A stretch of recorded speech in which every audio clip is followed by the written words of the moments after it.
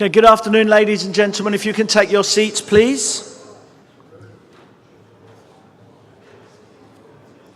I hope you had a good lunch, but not too good lunch.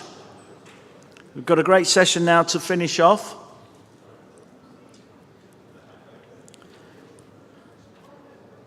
Just a couple of points before we start. The evaluation forms. You've got evaluation forms spread out around the tables. We've also got the evaluation forms are on the app. Apparently when I mentioned it earlier, it wasn't on the app, but now it is. So please give us your feedback on the conference. It really is very important to us. We take it very seriously and we'll react to the suggestions that you give us. So please take the time to complete the evaluation forms and share your ideas with us. At the end of the session as well, when the session finishes, if you'll join us and we'll just cross the road over there, there's an equipment showcase. So you can see some of the latest trucks and other equipment that's available for finished vehicle logistics. Join us over there to see the equipment, but also it's just a final networking session, some refreshments out there, some donuts and hot dogs and some drinks as well. So at the end of the session, please join us across the road for the equipment showcase as well. So I hope you've had a good couple of days. I think we've covered quite a few areas. We've tried to make it a little bit more forward-looking because, you know, the technology, the forward-looking stuff we were trying to cover is not so far away. And the way that technology changes at the moment, what even now might seem far away, suddenly becomes closer very quickly as technology advances, as startups come into play and bring in new ideas. I remember once at one of our conferences where we had some students in, and an 18-year-old student stood up and asked me what I thought the next trends in logistics would be, what the next Uber of logistics would be. And I said, well, don't ask us. You know, it's these 18-year-olds working in their bedrooms or garages or whatever they do are really going to shake up our industry. So we've got to be ready for that. So that's why we try to make the program forward-looking, because most of the technology is actually out there now. And even in some of the private discussions, I'm hearing about people are adopting them. So we've got to be ready for this new technology, or at the very least have our minds open to be looking for it. So that was the purpose of the conference in general. And this session, we're going to be looking perhaps at maybe finding out where we are now and then see how these new ideas, technologies can help us move forward. We've got, again, very fortunately, we've got a great panel here, which includes, starting from my side, Chuck Kending, the Assistant Vice President for Logistics, Sales and Production Planning at American Honda. Next to Chuck is Jerry Lee, VP of Vehicle Planning and Logistics for Subaru. And also we're very pleased to have a new entrant, perhaps, into the market as well. Govind Ranganathan, the Head of Logistics for NIO USA. NIO, an electric vehicle manufacturer, giving us, again, the EV side of the automotive industry and to see what they're doing differently. Unfortunately, Brian Burkhart, the Director of Global Logistics Operations for General Motors, has had to drop out of this session. But he wanted me to make it very clear that the reason he's had to drop out is because he's had a number of conference calls this afternoon set up because of the rail situation. So I wanted to make that very clear, that it's firstly that he's had to drop out. Secondly, it was because of conference calls, but he specifically wanted me to be sure that I said that it was because of the rail situation, something that I'm sure no one else is suffering from. Well, maybe not, I don't know. So I'll go straight to the panel now, and I should mention before, it is an interactive session, so please be ready to raise your hands if you've got any questions. Feel free to use the app if that's your preference, but you know, we do prefer the questions in the room because it helps the discussion. But if you prefer to use the app, you know, by all means do that. And also, I know a few of you in here as well, so I might pick on a few just to make sure that you're listening and to get different views from different parts of the of the industry. But my first question is a simple question. We're kind of going to start, it's almost going to be a journey starting from today and then seeing how we can progress and use the future technology. So my first question to the panel, and I'll start with Chuck here, is what are your 3 biggest issues today? As the head of finished vehicle logistics for a car maker in North America, what are your 3 biggest issues?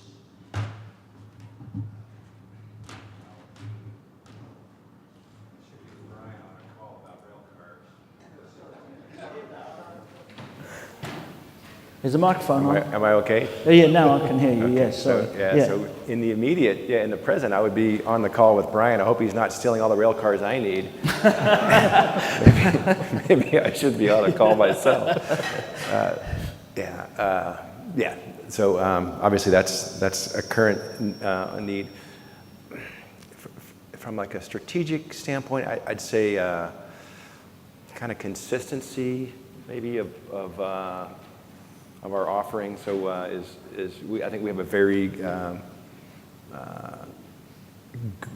good offering. The service that we provide our company and downstream to our dealers and final customers. But like somebody or some of the earlier sessions said, we have literally. I thought they were talking about us. I think our logistics planning tool is 23 or 4 years old. I think my freight payment system is older than that. So finally, we've been pushing it off. Finally, this year we're funding scoping. So I would say maybe consistency and ability to deeply analyze and to do a full network kind of review with any kind of detail. Yeah. We're hamstrung because of the technology. So everything that I've heard in the last few days is very potent for us, right? We do it on we do a lot of stuff on spreadsheets. So that's a big issue, and it's also a big danger, I think. Mm-hmm. We've been blessed, and we're very lucky to have a lot of really great partners. So I would say some of the strengths, that's not a problem. Although even there, when I looked at the connect and communicate and collaborate, I think doing those 3 things well at all levels in the organization is something I think we can get a lot better at. And then probably the third is, because we're so labor intensive, I see it in every part of our business, how do we attract and retain and incentivize the labor side of the business until everything is autonomous. How do we do that? And I know a lot of our partners are here who are heavy labor users, and they're all competing with one another, and they're competing against other industries, especially around the factory sites, in order to get good labor, consistent labor at a reasonable rate. Yeah. Okay. Jerry, have you got 3 issues, or is everything perfect? My biggest challenge is planning the roast of Larry Strug, Director of Logistics, who is retiring after 40 years in the industry. Larry Strug of Penn State Logistics, new car carriers, Volkswagen, Subaru, Conrail, and back to Subaru. So thank you very much. He's too shy to share his wisdom with everybody, but Mike and I are the beneficiaries of it every day. Like Chuck, where'd this railcar shortage come from? The winter wasn't that bad. Last 4 or 5 years, it seems like the railroads have been pumping $5 billion each into equipment, capital budgets, and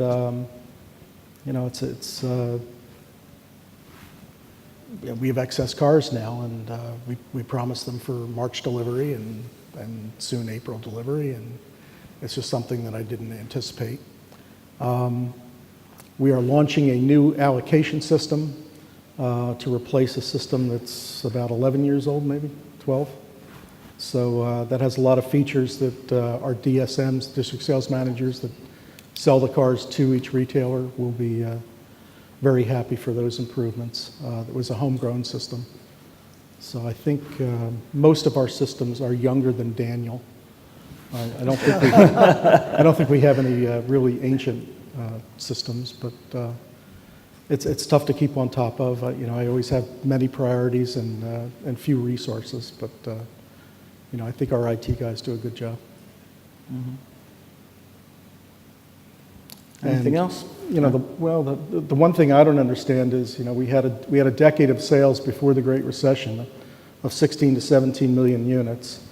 We went into the Great Recession, bottomed out at 10, came back to 17. Now it's forecasted for 16.7 and 16.1, and in those 20 years, the population's grown, the consumer confidence is great, the small business confidence is great, and we have tax cuts, and why are we not planning 18 to 19 million units? Louis? Easily sold. Yeah. Can you guys hear me? Yes. Good afternoon, everybody. Looks like, I hope everybody had a great lunch. The theme of this conference, Connect, Collaborate, Communicate, I think the last 3 days, Louis and your team have done a wonderful job. I think you guys have tried to bring in the topic of connectivity, and also you weaved in the autonomous technology in there. I think you've been bringing it up in the last couple of conferences. Mm-hmm. And that's an area where I come from. I used to be part of a traditional automaker and part of Big Three in Detroit, and worked in manufacturing and logistics. Moved to Silicon Valley to work on the coolest technology in Tesla in logistics. And then I'm part of a startup. So in Silicon Valley, the culture is a little different, because everybody is trying to innovate something, either whether it's school or college or in the garage or wherever it is, they want to tinker. And one thing I learned is being a part of Silicon Valley culture is you are able, they allow you to take risks. So it's okay to fail, because the goal is to learn from it. And that's a big advantage. That's why you see all these technologies and startups come and succeed and do really well. But from a logistics standpoint, I've worked with many of you right now. I am part of the R&D center of NEO here in Silicon Valley, and I support our production in China. We are building a 100% electric vehicle, which is going to customers in another month and a half, and we're going to build an autonomous platform on top of it. So just the vision of our company is we want to make the users from driving to being. That means we want to give you an experience that you never had before. Because I think we are at the cusp at now in terms of technology where we are. I think similar to where the mobile internet was a few years back. And autonomous, what we call it with this autonomous change, whether it is level 2 to level 5, is going to bring and spring a lot of other economies associated with it, from e-commerce to everything that will help. And so just like a mobile phone, you had apps and you had things that you could do shopping. So basically, I think with autonomous technology coming into play and being incorporated, you will see a lot more different changes and new economies and different things popping up. So since I've been with traditional automakers and somebody like Tesla, and I've worked with many of you guys in logistic front. So I think from the logistics side, you guys have done a fantastic job in optimizing and being efficient. But I think what is needed right now is the vision to see how we all don't become statistics, but be part of this new autonomous economy, we call it, and contribute productively to it. So I think the question was more about what the challenges are. Yeah. From a Silicon Valley standpoint, I don't see challenges. I see opportunities when each time there's a challenge that comes in. Mm-hmm. And that's our outlook. Mm-hmm. Okay. A couple of the kind of things that were touched upon as issues. There's outdated tech. Maybe we'll start with that one. What is being done, or what can you do about it? Are you tied by legacy systems? Are you looking for, completely new technology? Are you waiting for connected cars or blockchain? You know, outdated tech is an issue. So what are we do? And it was covered in a couple of the other sessions as well. What are we doing about it now? Chuck. So yeah, we are, like I said earlier, we're in the scoping kind of search phase, and what we're looking to do is to recreate our systems off the shelf. Rather than build our own. So the current are homegrown and home maintained, and they do a great job for us. But the more we try to connect with everybody else and share things, everyone has to line up and do our old stuff. Some of which isn't even supported with programmers who aren't close to death. Right? Some of the programs we're using are very old, and literally we're having problems when we're seeing people retire, and we're wondering how are we going to keep these systems going. So we're absolutely looking for all new systems off the shelf versus custom built. That's not a core competency of us. We're building cars and shipping cars, not building and maintaining software. I would say on the other side of that too is, will we sell one extra car by spending $20 million on these systems? I don't know. I don't think, it's hard for me to, it's more of a risk assessment than it is, avoiding risk than it is saying we're actually going to sell another car as a result of some of these things.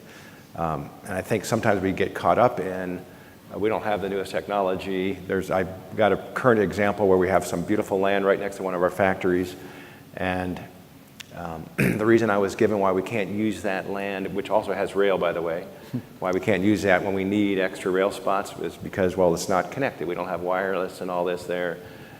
Well, I'm pretty sure that people used to do it on a pad of paper and then put it in a computer somewhere, right? So while it wouldn't be clean and fantastic, I think we also limit ourselves by thinking everything has to be perfect versus this little guerrilla warfare now and again is probably okay for the soul. All right, and the other thing when I hear about technology to make our life simpler, and I'm pitched on it, and I wonder, I'm really not a neophyte, but I think, or what's the other word? Anyway, I often get this is going to take man hours out, right? And so I often ask, well, great, where are those man hours that I can now use? Who can I fire? Who can I repurpose? Of course, that's never part of the conversation. So I'm a little skeptical, because I have to see. I think Charles Franklin was saying, "Where's the beef?" Or where's the ROI on this stuff? So I'm not totally sold that technology is the answer to. I mean, connecting, communicating, collaborating, absolutely. Technology absolutely can help us with all that. Is it going to revolutionize everything in my world? I don't think so. Yeah. Jerry? Not going to generate any more demand. It's not going to generate demand, right? Yeah. Again, our systems are not that old, and I'm not sure when the first time I heard of blockchain was, but I don't think it was 5 years ago. So I don't think it's on our horizon after we've already refreshed a lot of stuff. I have the good fortune of having Mike Lupacino working with Larry Strug, and Mike came out of IT, so he's my secret weapon in dealing with all things IT. And we've gone from 180,000 units 9 years ago to almost 650,000 units, and I think we've added maybe 3 spots in my department. So, if it was pencil and paper, we'd probably be adding 100 people. But the systems are very scalable, whether you're allocating 20,000 units or 50,000 units, whether you're sending a purchase order for 20,000 units or 50,000 units. So, I think the real gains in systems have been so incremental over that 10-year period. We've been in an excess demand position, and we've just tried every trick we can think of to allow the dealers to trade ground stock better, to trade allocated units better. So right now we've allocated all of the production that we hope to wholesale in April. So they have over 45 days of really work in process inventory or raw material inventory if they really want to trade for that. And then in the really short days, we had a sold order system that I've talked about before that really was a blessing for us, because we actually found out that people will wait 35 to 90 days for a Subaru. We thought that only happened in Europe. So. And for you, because I guess you've started with a clean sheet.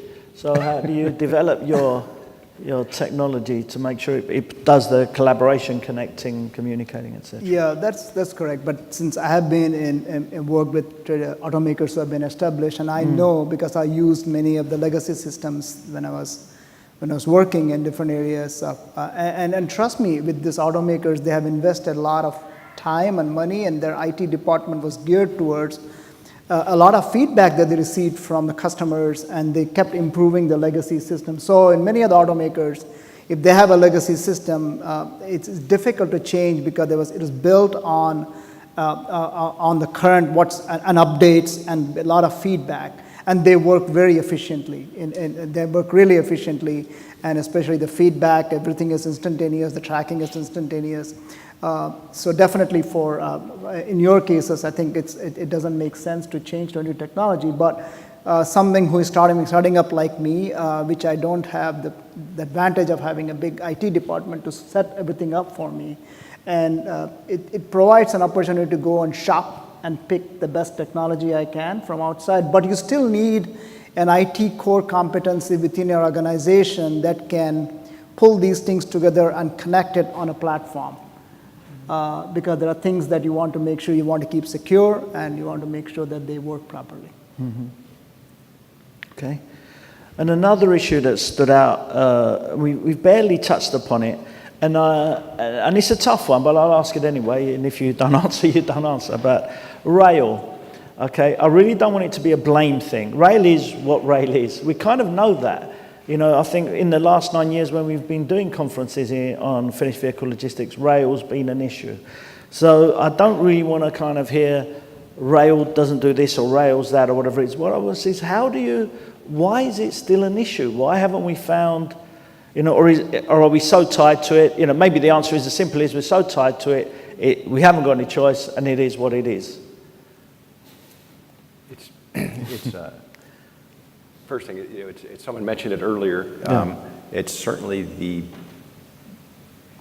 most economic way to move vehicles from point A to point B in any distance. I think 80% of our traffic goes by rail, at least for one leg. In general, they do a really, really good job. I think, when we talk about the collaboration in some of the earlier sessions they were talking about, because we spend a lot of effort and time collaborating with our business partners. Separately, we don't spend a lot of time collaborating so we're 10% of the market, and all these other OEs make up the rest of the 90%, and all of that's going on rail, going on truck. And we don't collaborate which was, who put that, someone threw the gauntlet down in an earlier session from ICL, I think. Really good point. So I think, we're in the soup that we're in physically today because we aren't planning the network as an industry, we're planning it, and we're all doing our factory, downs at the same time or relatively at the same time. And all the rail cars end up on UP or something right now and loaded, 120% equity, and everyone's trying to get them back unloaded and back out here. I don't. You certainly can't ask anybody to build capacity for the peak. Yeah. And so I think the answer that we had in one of our think tank sessions was how do we lop the tops of the peaks off, and maybe that's partially collaborating. How do we, Jerry, your factories are down. These 2 weeks, my factories will be down those 2 weeks, and on and on, and so that we'd have a more level flow of product, and we don't end up with this. Scott Krell would call it the washing machine out of balance syndrome, right? You've got enough, everything is there. You got enough rail cars, you got enough labor. It's over here right now, and been worse this year than since I think 2014, I think. Yeah. Jerry? It's a surprise to me.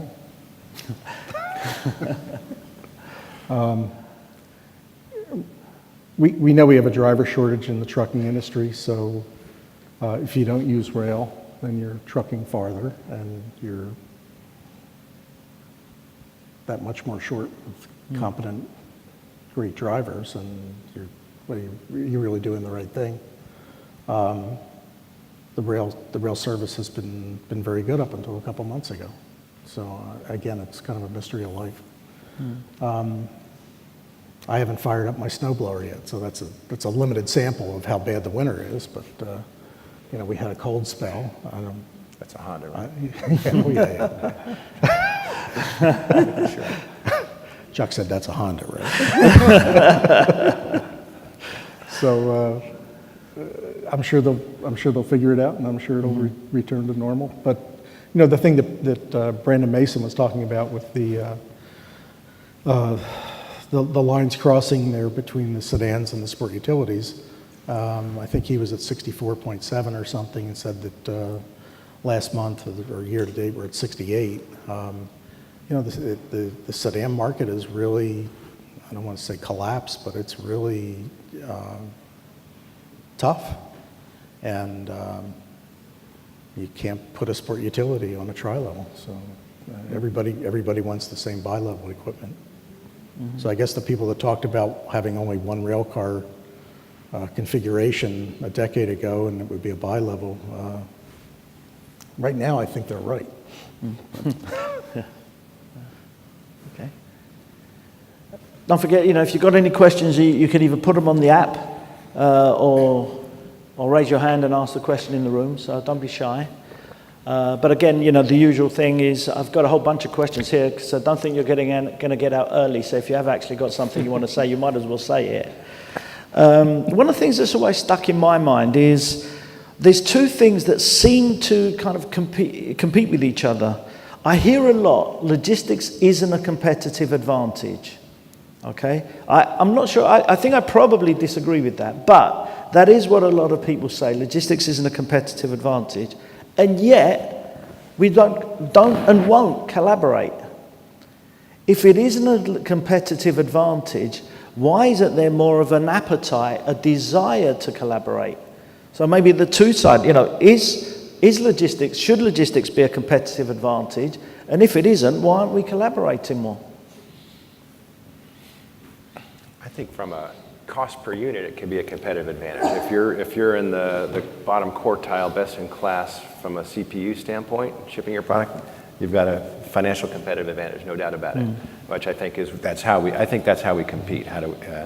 I think on the other hand, I don't think someone's going to buy an Accord because of our logistics network versus a Camry because of Toyota's logistics network, right? I think it's not.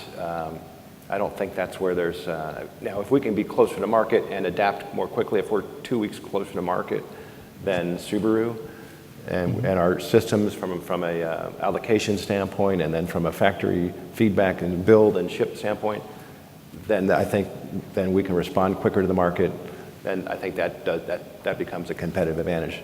But we're, maybe the factories, you know, so we've had some collaboration with our couple of our partners or competitors, and there's always a concern from the factory side, because of course when you start logistics, it's coming out of the back of a factory, and so the factory people are always very concerned that we don't have Toyota people anywhere near the back of our factory, like they're going to get our secret sauce watching a car come out the back of a factory.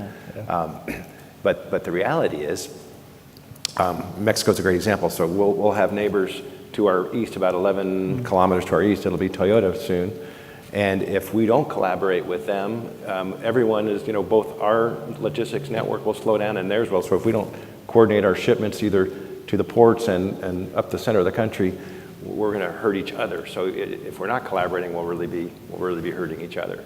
So in that case, I think it is a collaborative sport. Yeah. Jerry, you're kind of proud of your logistics and contacts with the dealers. So is it a competitive advantage of yours? You know, I was thinking about a comment that you made maybe 5-7 years ago about You sound like my wife. That's Senior- what she does. Senior executives in the automotive business, when they ranked their priorities, logistics wasn't in, I forget whether it was the top 10 or top 20. Yeah, exactly, yeah. And you know, the reason for that is it's a given. You're just supposed to perform every day, every month. I think it can be a tactical advantage when you're launching a new car, if you can get the cars there to market a little bit faster, damage-free. But you know, we view logistics from a cost, service, and damage. And we've changed a few carriers over the years, but very few. And we try to view them as partners. You know, we have certain times of the month or the year we'll ask for favors, but you know, we really, some of the collaboration, you know, we all have auto plants in the U.S. and elsewhere. So in the course of a month, in week 1, 2, 3, and 4, do the plants produce 25% of the month's volume in each week? Or do they start out with 15% and go to 22 and end with 35%? No, they produce 25% a month. Yeah. But we want to ship as though, now it's first week, you don't have to ship anything. Last week, go like hell. So last year in the panel, I said maybe we should look at the Uber demand-based pricing, where if you need to ship in the 4th week, it's for peak volume. There is no peak volume at 35% or whatever. I don't know what moves in the final week of the month, but we're certainly taxing the capacity. The other thing is we have different methods of revenue recognition. So at Subaru, we have to deliver the car to the retailer to recognize the revenue. Yeah. Other companies recognize revenue on shipment. Yeah. So on a delivery-based system like ours, I have a drop-dead date for a rail shipment that's going to be drafted by the end of the month, probably, what do you think, Mike, around the 16th, 17th, 18th of the month, depending on the railhead. And on truck, it has to leave the day before. But people who are on a revenue recognition of shipment, they can get a lot of rail cars, a lot of trucks on the last day and still cha-ching, and they hit their number. So I'm jealous of those people, but that's a big difference between companies. And I don't know what percent of the volume is based on shipment versus delivery. And Govin, I mean, you're still planning and everything. You know, the orders from above, where they say you better make sure your finished vehicle logistics is super because it's a real competitive advantage for us. Yes, it is. But in all of our logistics, we all know that in automotive world, the more importance is given to the technology of the vehicle, and they do think logistics as an afterthought. But I think most of the automakers have done a phenomenal job in terms of exacting out the efficiency and effectiveness in logistic operations. Especially, I think the examples that Chuck and Jerry gave on how they manage different platform, different vehicles, and how to optimize, how to load them. I used to do that for truck and SUVs, and based on the volume of mix-up build and how to match them, and I get the maximum efficiency of my hauler and my rail cars. Things are being done to efficiency, but since our volume is going to be lower, I'm looking at some of the ideas that Christoph talked about, containerization of vehicles, because I'm also looking at, since our vehicles will be all sold vehicles, how do I get to the customer at the fastest time I can? So leave the factory, because that's how I get my revenue. And also the minimum amount of touches that I can have on the vehicle from point A to point B. So all those things go into place, but as the volume increases, I believe what other things come into play with using rail cars and ro-ros and things like that. But for us, looking at a smaller volume, we are looking at more innovative ways of delivering a vehicle to the customer at the shortest amount possible with minimum touches. Okay. Well, you can have new product intros, you can have new model year intros, but basically if you're at 60, 75, 90 days supply on the ground at a dealership, you prime the pump. And the dealers can certainly have a very good sales month with that kind of inventory, plus what's going to be received during those 30 days. So I think there's less advantage, less pressure in that environment. Yeah. But when you're approaching year end, March 31st, 2018, you start getting nervous. I think there was a question from the audience. Oh, there it is. If you say your name and your company name, please. Richard Kilbride, Imports. Not so much a question, but a comment. I want to go back to what you were talking about, rail. I remember years ago at one of the conference, we had a rail gentleman in here, and he put up his pie chart of revenues for the rail. And automotive was 2%. Yeah.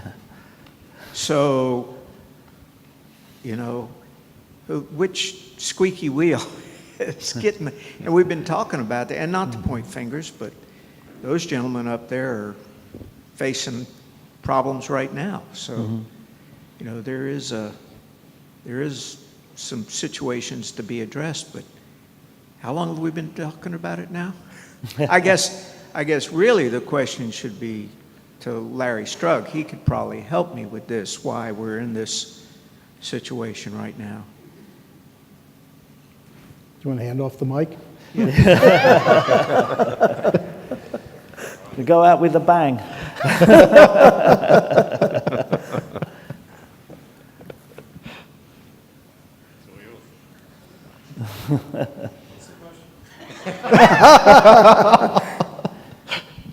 Can you take the microphone back over there so we can hear the question again, English? The railroads are a business. They're a reactionary industry. They're in an enviable position right now. They truly are. But having said that, they're going through a lot of difficult times. Service, huge changes at CSX, and Norfolk Southern now is somewhat going through the same issues. But it is a good way to move automobiles, and people will continue to move them. Yeah. No, it's a fair point, and I kind of understand that. That's why I wasn't sure if there even was an answer. It just seems that if you have the same problem for 9 years in a row, and you guys have got to fix it, but I can imagine sometimes the conversations that come from above. What's the problem, Chuck or Jerry? It's the rail. You said that last year. Right. Why haven't you fixed it? Yeah. That's what I kind of, Yeah. Well, I think Jerry said, and I think I said too. I think the railroads do a great job. I think throw the trucking people, throw the ocean people, throw anybody a huge spike in the pipeline, and they can't build, nor it would make any sense to build for some really crazy peak in like us shoving stuff into the pipeline.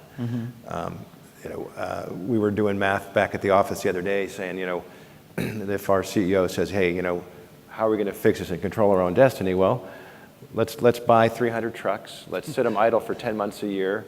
And we'll have to hire drivers and train them and sit them idle or have them do something else for 10 months a year. And then we'll use that lift when we need it in these 2 months. And I'll show you the bill for that, and you can sign the check. And no one's going to do that. Right? It's just not going to happen because just the math doesn't work. Yeah. Plan Z. Right. Plan Z. Yeah. So, I hate to point, I don't think it's right to necessarily point it to railroads. I think exactly. All the railroads we do business with work their tailbones off to do the right thing, and they spend a lot of money to do it. And I think it's more about us as customers, as shippers.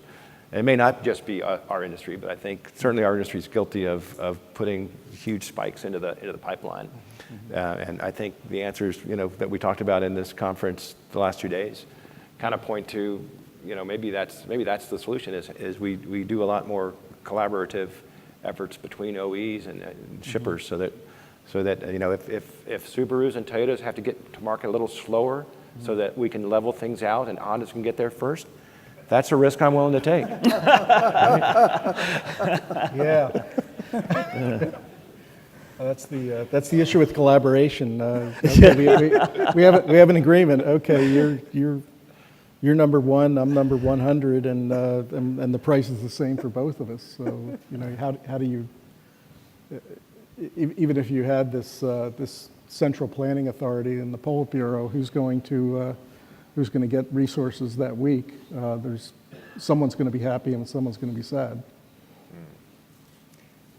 Is Mr. Sellers from TTX still here? David, are you in the room? And if you are, can you get out from under the table? I liked. Well, so he's in an unenviable situation, right? He's always being asked, how can you guys let this happen? And so because at the destinations we've got all these loaded cars waiting to unload, loaded rail cars. So we were talking at this think tank over here yesterday. Instead of doing embargoes once the destination ramps are impacted, how about we do metering from origin so that I'm not allowed to throw too much into the system all at once, or if everyone's trying to throw too much into the system, we meter it like the green light on the 405 lets 2 cars go from each ramp kind of thing. And I think somewhere in that, a lot of math and a lot of software probably is a solution that'll help level out that flow. It's my guess. A question, a strange question, I guess, but it touches upon so many of the different factors. How are you measured? How are you measured by your bosses? What makes your success? Is it speed? Is it cost? So what do you think is the unknown? And I don't really want to hear all of the above. What do you think is the most important measure? Executing on the plan. If you have a plan and they approve the plan and you hit the plan, there's no conversation. Okay, I suppose that's the answer to everybody's. Yeah. But the thing is, then what's the most important part of the plan? I guess is it if you went at the end, you went above and beyond. You went above and beyond, and you went to your boss and say, "We've got to our customers with less damage than anyone else. We've had more on-time deliveries than anyone else. I've reduced the cost of finished vehicle logistics by, $50 million." Which one of those do you think would be the real differentiator? What is it that you go above and beyond the plan that makes you I tell them all three every quarter. No, I mean, to Chuck's point, you can't have extra resources sitting around. No one's going to commit to that. So, and damages, we have fairly low damage numbers, but damages are a fact of life. And I've told the damage story with the NRAB member in one of these other conferences. If you see an unfortunate spike, then that's your variance. If you have a negative variance, you have to explain it. You should explain positive variances too. Sometimes we draft too many cars in 1 month. We didn't hit the plan, but nobody's complaining when there's the shortage of supply. But once if you hit that equilibrium number in inventory, then there are some dealers that will say, "Whoa, I don't need next month's cars early." So there is a balancing act. On almost any presentation that we give internally, we have a triangle that has, speed. Actually, up here will be quality, speed, and cost. So that's the triangle that you were just talking about. And we try to balance, and because we're a Japanese company like Subaru, it's very important to have a good plan and hit your plan in all those categories, and explain the variances in a plan, do, check, act, kind of a continuous improvement model on why you either exceeded or didn't hit it, and then what the adjustment would be to make it. To answer your question, I think honestly, mostly it's the first one is for publication. It's of course quality, right? Although when I hear people giving statistics on, we have to hire this carrier or this processor because their quality is 2/100ths of a thing, per 100 lower than that, I say, why do I care? If they damage my car, I just sold another car, right? Because they have to pay for it, and we crush it, and I just sold another car. So anyway, quality is at parity, I think, with most all of our partners. Very high quality in the industry because it's it's a chain of custody and responsibility, and they have their own wallet that they have to look at so that they police themselves, at least as long as you make them pay their claims. So which we do quite well. And thanks for Tokyo Marine. I think they're out here. They help us subrogate a lot.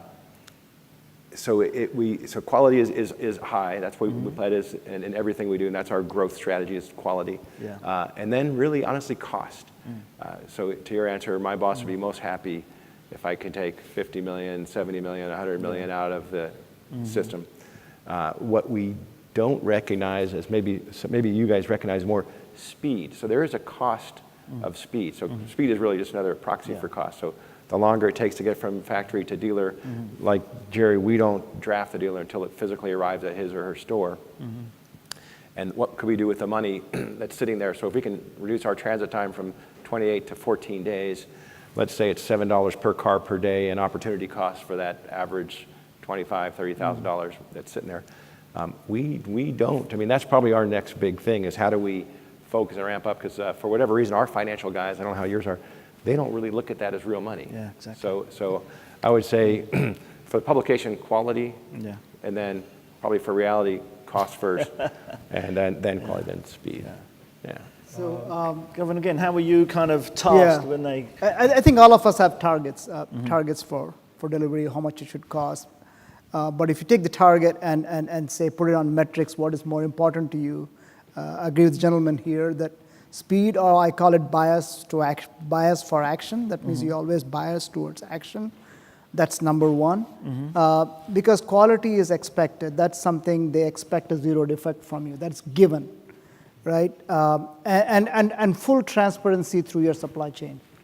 Those things are very critical. So you allow your partners to respond back if something changes, right? Because there could be a manufacturing factory production issue, or there could be some other external issue that could affecting.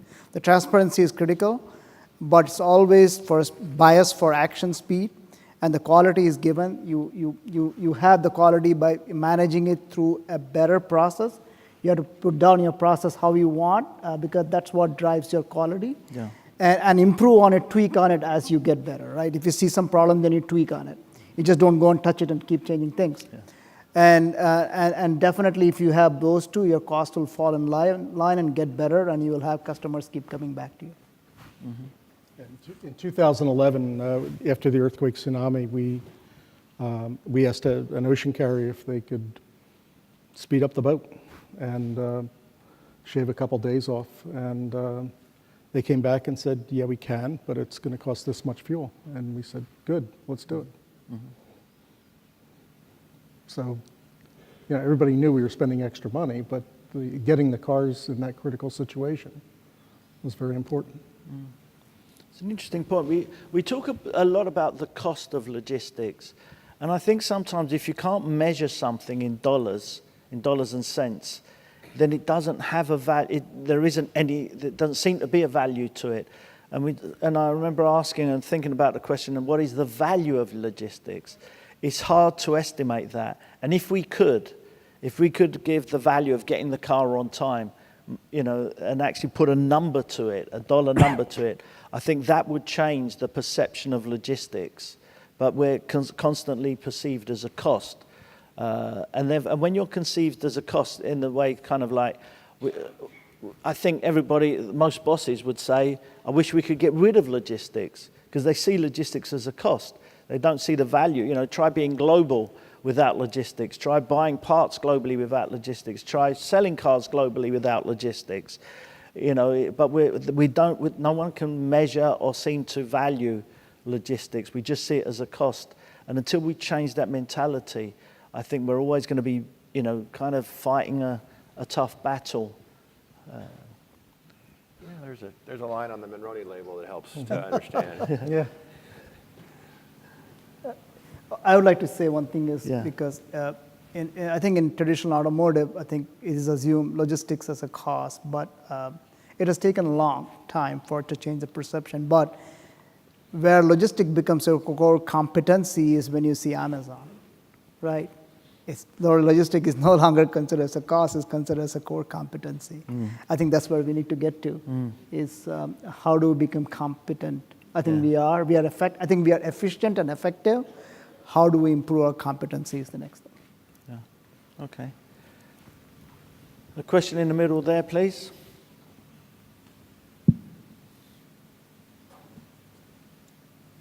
That's it. Collaboration, you see, you meet in the middle. Yeah, Ruud Vossenbelt, Inform. One comment about the value. I'm from Europe, and one of the discussions I have with one company is they have an internet platform for cars. They start with used cars, and what they see as their benchmark is they like to become as an Amazon for selling cars. Today, they need to give promises. Let's say it takes 21 days to deliver a car, but they want to go to 7 days. And what they also want to do is they want to buy many new cars from different countries in Europe and bring it to another country and sell in that way much quicker cars. And they think this will shake up the automotive industry in Europe. And we see already that car makers in Europe get afraid that they cannot keep up with the speed of delivery of cars because they can do it in the future probably in a week.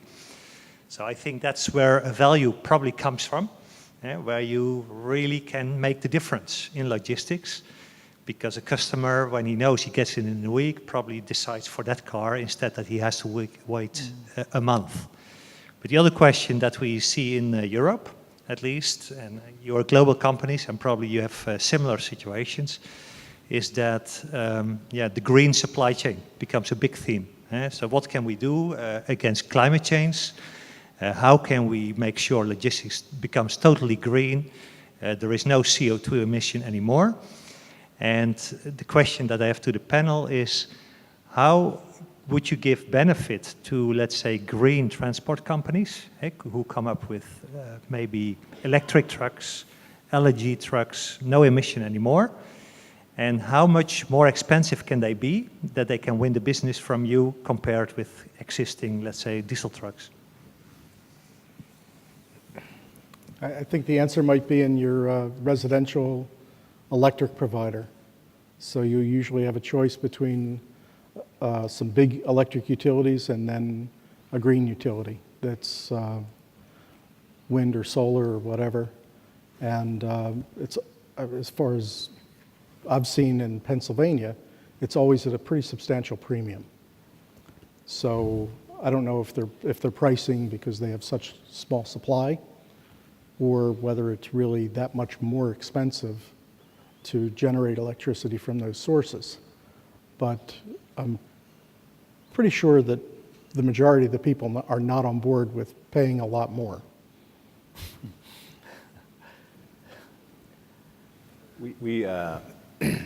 I would agree. I don't think you can pay a lot more, because then you take yourself out of your competitive. If there's a competitive advantage in having low cost in your supply chain.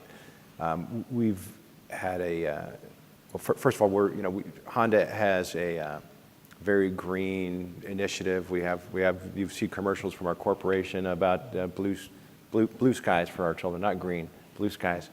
And it's very real. So we have a lot of initiatives. So none of our factories have anything go to landfill.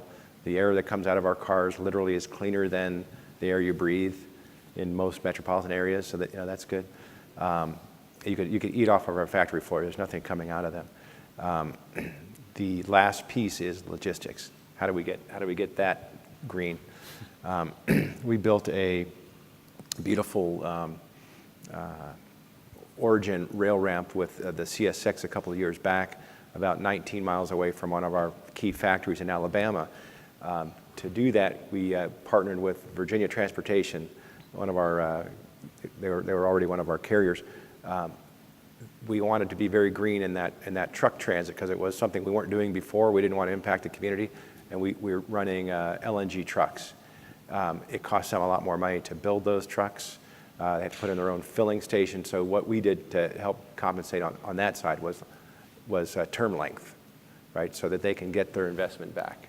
So like we heard today and yesterday, it's really tough in this industry when you have 10, 20-year assets, and yet we're asking you to have 3-year agreements, right? So that would, I guess the answer, we would look at terms, and probably we could handle, I mean, if you have metropolitan areas where you could do milk runs in and out of the metros and do something like electric truck or LNG or CNG, I think we'd look at term, and maybe there might even be some rate variance that we could live with. But we're conscious of it, and we haven't built it into our contracts yet, but we have a preference for people who are thinking that way, and we're asking them for long-term plans for how are you going to reduce. And in fairness, they're already doing that, right? I mean, because it's in their own best interest. So all the trucking companies we do business with, I think everyone in this room has gotten better and better fuel economy through technology and just through the newer trucks. The railroads are doing the same thing. I think both MOL and K-Line that I'm aware of have green highway type ships. I know Tote Maritime was in the back. They're converting their ships to natural gas, putting the infrastructure in to do so. And of course, we're on board with with those guys for all of our partners with those kind of initiatives for that reason. Yeah. Govin, are you under extra, because they're electric vehicles, are you under extra pressure to keep your supply chain green as well? It is very important part of our metrics and goal. But at the same time, like I said, the cost is critical. But at the same time, you have to work with your partners and providers to ensure that you have contracts tuned such that they have longer term contracts, so the cost is kind of shared a little bit. And and we definitely want our providers to use as much green technology as possible, which could be a combination of natural gas or electric, or with very hybrid or fuel efficient engines that you can use, that can, of course, provide you a lot of savings. But at the same time, it is important that we understand the cost impact and we have contracts terms so that it really it drives a partnership rather than passing on the buck to somebody else, and that's important. And definitely that's kind of our focus. Coincidentally, we've actually got two people there on a table who kind of got inbound background. So, I mean, I know, Michael, you've got a question, so I don't know if that's connected. Sorry, yeah. The question I just wanted to build on was really in terms of the new sales channels that we've got that could be coming into the automotive industry. And what's interesting is on the panel here, we've got one company as a startup, and it's what I was talking about yesterday, new entrants to the automotive industry that are basically developing supply chains that I imagine is very much focused upon customers and paid for orders. And the first question I'd like to sort of pose to the panel is, do you see the trends, almost like the omni-channel type of approach to the industry coming into finished vehicles in terms of different sales channels, different ways that customers will get cars in the traditional models? And if you do see that happening, what effect do you think that could have on the supply chain? Especially you see that starting with Tesla. Especially Tesla was a startup, and they have reached where they have their own dealership, and they prioritize the customer and how and all the vehicles are sold. So it's kind of a little different from vehicles, dealer order versus a sold vehicle. I'm sure gentlemen here, when they have a sold vehicle, they have a different priority that they place on the vehicle if it goes directly to customer. And in our case, it's simpler because the vehicles are sold, and we want to give an experience to customer that they never had before. So it's a top priority to ensure that we work with partners who understand the bias for action and speed. That's part of it. Yes, green technology is important. At the same time, we ensure that the customer is the king. We want to make sure that they get what they need on the timely basis, and our goal is to be fully transparent. I hope that answers your question. It does. And what I'd like to do is sort of say, could the sold vehicle, you say even in the traditional supply chain, how do you basically deal with different types of cars that potentially need to move at different speeds through your supply channels? And in the future, can you see that becoming more of a priority if you were to move to more of an omni-channel type sales channels as the markets evolve?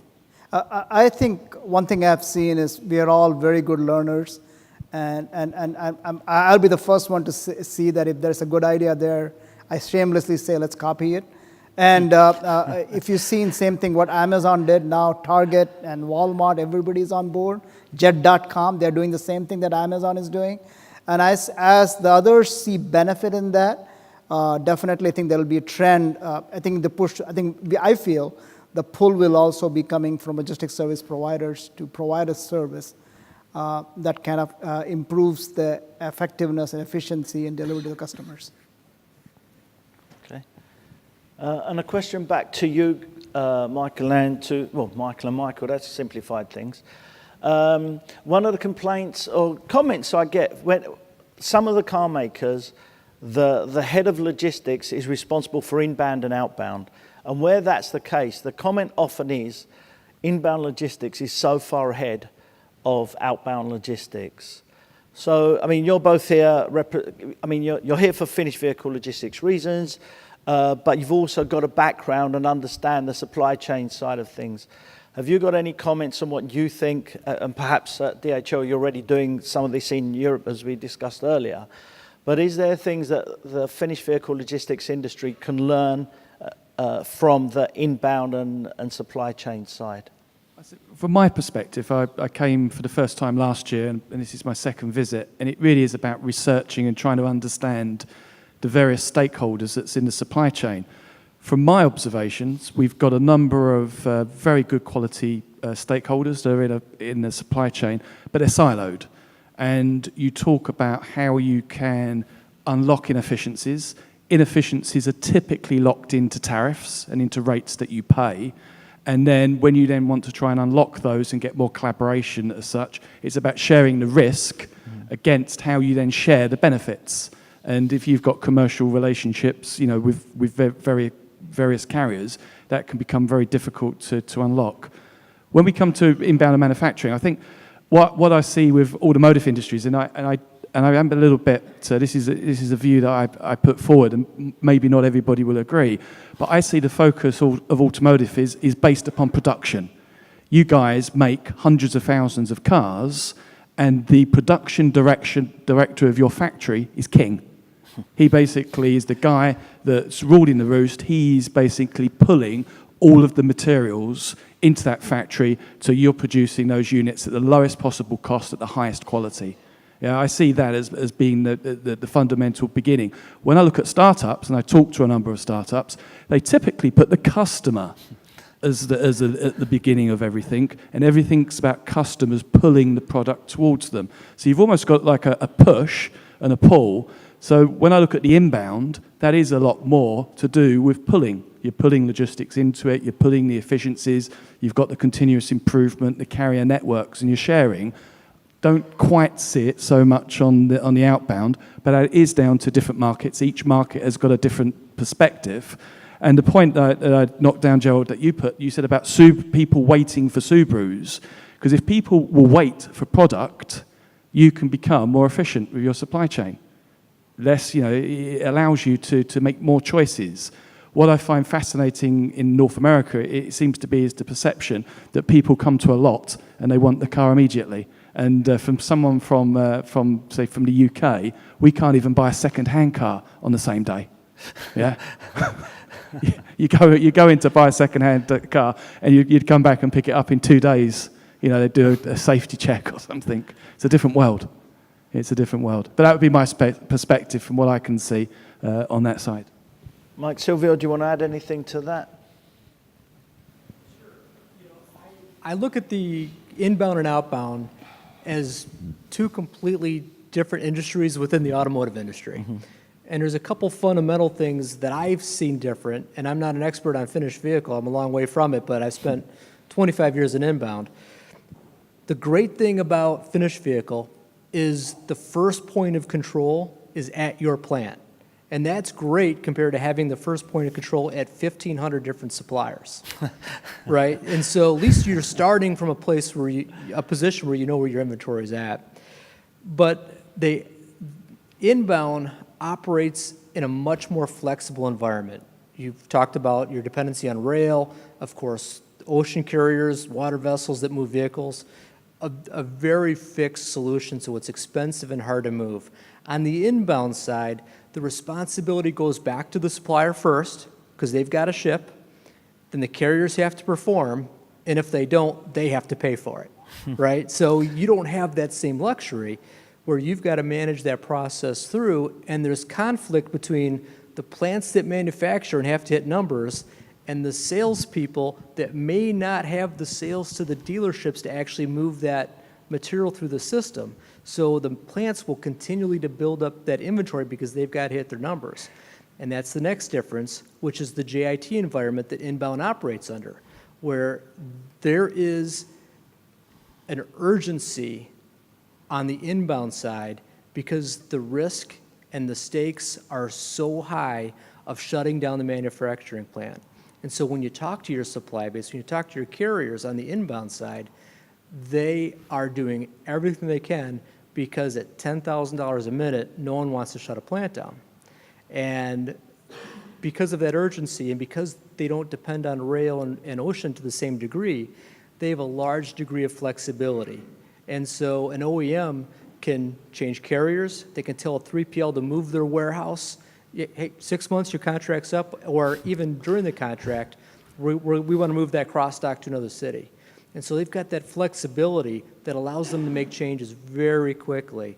And so that's an advantage to them, but it's all about their approach to inventory management and how fast they want to move it through the system. Any comments on any of that? I'll make a quick comment. I think you perfectly hit the nail on the head. Inbound is treated differently because in inbound, but there is a difference though, you can say. In inbound, although it's not sold vehicles, but you build a pipeline of frozen rope, we call it, where we know exactly in the next 10 days or 15 days what's going to hit the manufacturing factory. When the bomb is exploded, and you also have worked on optimizing your 3PL and your suppliers so that you get just-in-time parts. Especially for long-distance suppliers, maybe more than 400 miles, you might have 2 days of inventory. But for your less than 200 miles, you have a couple of hours of inventory in the factory.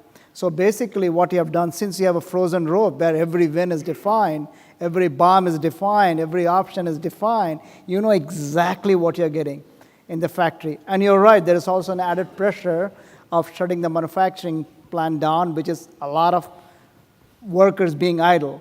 But I think that area is defined so that it's very clear because the factory definitely in logistic that sets up the process needs so much gate line to ensure that the logistic efficiency exists in the inbound. And that drives a lot of stuff. But on the outbound side, as you go towards more of a model where there is sold vehicle, I'm sure we'll get to something like that soon. But it is the specialized equipment on the finished vehicles that is the limiter. And, you know, we're seeing that with rail cars and sometimes with trucks. So, you know, when you're taking parts in, any trailer will do.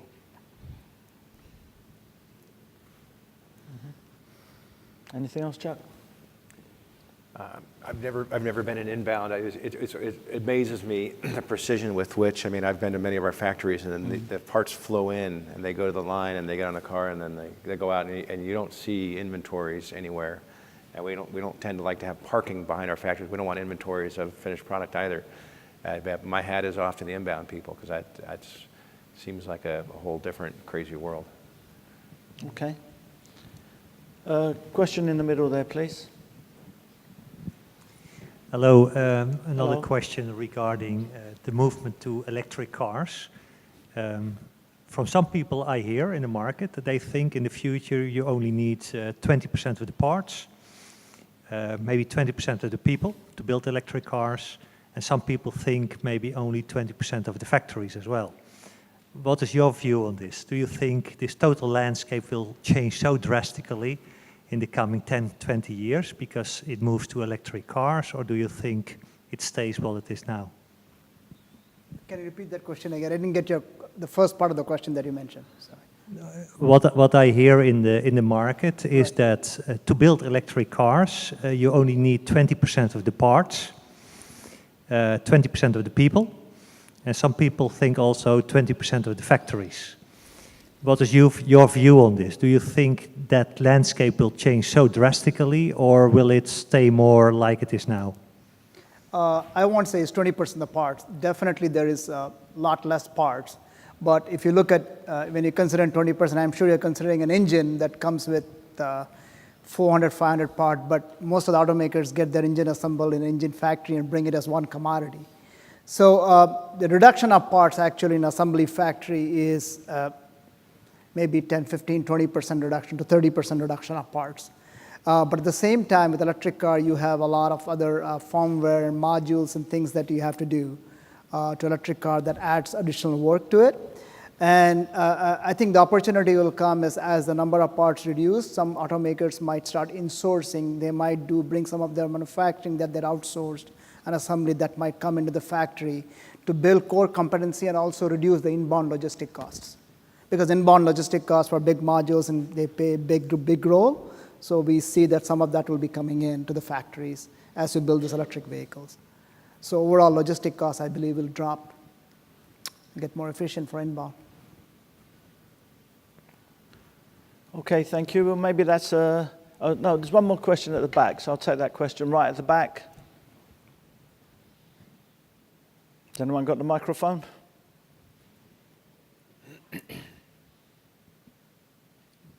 Okay. This is more a broad question. And I'm looking at this more of from an outsider. If there's a shortage of drivers and equipment, at what point are OEMs actually going to be looking into more of a model where it's potentially vehicles will get more miles on them by moving them in short distances, let's say from one storage facility to another quickly, and then potentially delivering those vehicles in a shorter distance and then using the carriers, let's say, for a longer distance. So the question is, how many miles do you think is okay for a vehicle to have if you can actually improve on time and speed? Our standard is 50 or less. I mean, that's our current standard. I didn't answer your question. The current, it's probably more, what does a client, what does a customer think acceptable? You know, most people buy a car, they want to see, you know, less than 20 miles. They'd like to see single digits, I think, on their odometer, right? So when we have 50 or 49, that tends to be because we've done some extra quality checks on a test track. And sometimes even that is something that has to be explained by the sales consultant at the store, because people think that it's been test drove too many times. And so anyway, it's a good question. I think it's really more about what the market would, how they would react to it. I think we're good to 100 miles, 100 miles. We don't have a metric set, but I think I would say around 50 miles would be the limit for a customer, because everybody wants to see you're right, 2 digits or less than 2 digits. But if you have more miles, then it becomes more of a dealer test vehicle after that, and is sold through a different process generally. Thank you. Okay, thank you. Okay, maybe we'll finish it off there, because it's been a long day.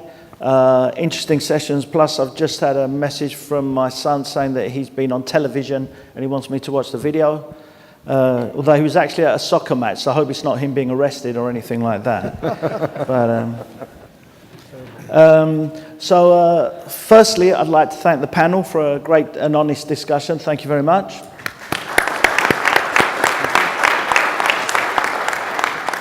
Once again, if you can share your thoughts on the evaluation forms, they're in front of you on the table or on the app if you prefer, but whichever, please give us your feedback. It really is genuinely very important to us, and we do react and change what we do based on your feedback. So please complete those. I hope you've had a great couple of days. Started off with the whale watching and the golf on the first day. Then we had a great cocktail reception. An amazing dinner last night. Hope you enjoyed the little touches, like the little FL badges that you can take home and keep. The room keys that were kind of, you know, personalized, or at least special keys for the finished vehicle logistics group, which were hosted by Nationwide Auto Services. We've got the equipment display across the road, which, as I said, we'll be doing in a few minutes.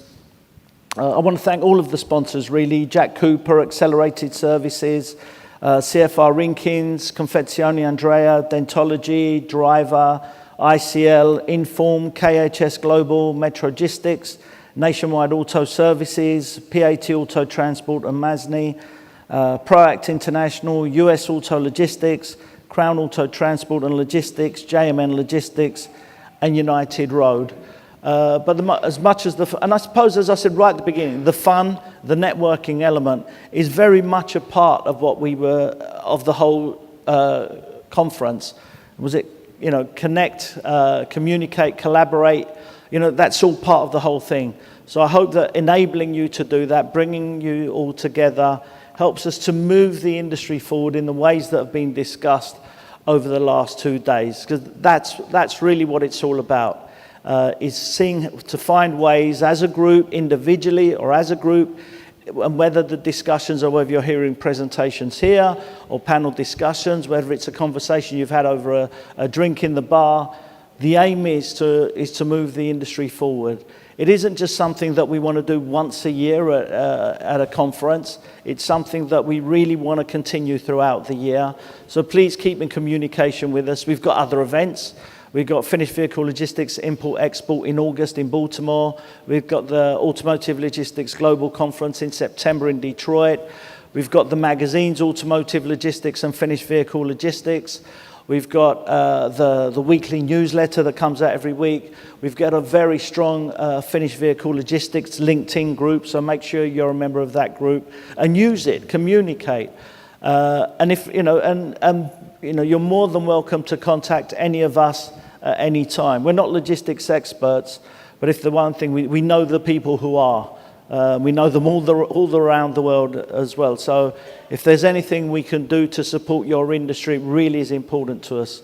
But the industry, it's not just a US industry. The companies you work for, the industry, it's a global industry. So as well as the North America conferences, as you can see on the screen, the next conference is actually our our Automotive Logistics China conference in Chengdu. And even if you don't want to do business in China, that's where the pandas are. So come along for that. That's true. We've got a supply chain conference in Atlanta, which is a kind of inbound conference and service parts conference, but there's still a lot of crossover in that kind of industry. Automotive Logistics Europe in Bonn in Germany, Import-Export conference in Baltimore, Detroit, as I said, Automotive Logistics Global. We've got one of our newest events has actually been our UK. We've been doing conferences all around the world. We're finally doing one in UK. Conference for Eastern Europe in Budapest in Hungary towards the end of the year. Brazil, Sao Paulo is our Automotive Logistics South America conference. And sometimes what seems to have been a little bit of a challenge for the finished vehicle logistics industry is Automotive Logistics Mexico, which takes place next January 2019. But please, firstly, keep in contact with each other. Don't walk away, get too busy with what you're doing tomorrow or yesterday's problems. Continue the discussions. And if we can play any role in any way, shape or form, from a small role to trying to do what we talked about in the last session about trying to build a more definite community and benchmarking, our job is to help you to communicate. So thank you very much for being part and being such a great part of this conference by already doing that network and communicating and sharing. Please join us across the road for a bit more networking, a few refreshments and to see the new equipment out there. But we look forward to seeing you somewhere around the world in the next 12 months. But thank you very much for making Finished Vehicle Logistics North America 2018 such a great and friendly event. Thank you very much, everyone. Thank you. Thank you.